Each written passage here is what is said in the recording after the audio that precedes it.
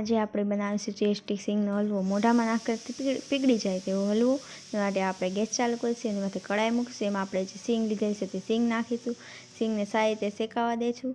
સિંગ સારી રીતે શેકાઈ જાય પછી એને ગેસ બંધ કરી દઈશું। પછી એક કપડા ઉપર આપણે એને નાખીને સિંગના સારી રીતે બધા ફોતરા કાઢી લેવાના છે। બધા ફોતરા કાઢી પછી આપણે એને એક બાઉલમાં કાઢી લેશું। સિંગને બાઉલમાં કાઢી અને મિક્સર જારમાં નાખીને સારી રીતે મિક્સ કરી લઈશું। પછી આપણે કડાઈમાં આપણે ટોપલું શેકી લઈશું। ટોપલું સારી રીતે શેકાઈ જાય પછી સિંગનો ભૂકો છે તેમાં આપણે ટોપલું નાખી લઈશું અને સારી રીતે મિક્સ કરી લઈશું। પછી 2 ચમચી મિલ્ક પાવડર નાખીશું, એને પણ સારી રીતે મિક્સ કરી લઈશું। એ સારી રીતે મિક્સ થઈ જાય એટલે ત્યાં સુધી આપણે દૂધ ગરમ મૂકીશું। દૂધમાં આપણે અડધી વાટકી ખાંડ નાખીશું। દૂધને ખાંડ સારી રીતે મિક્સ થઈ જાય અને ખાંડ સાવ ઓગળી જાય ત્યાં સુધી મિક્સ કરી લઈશું।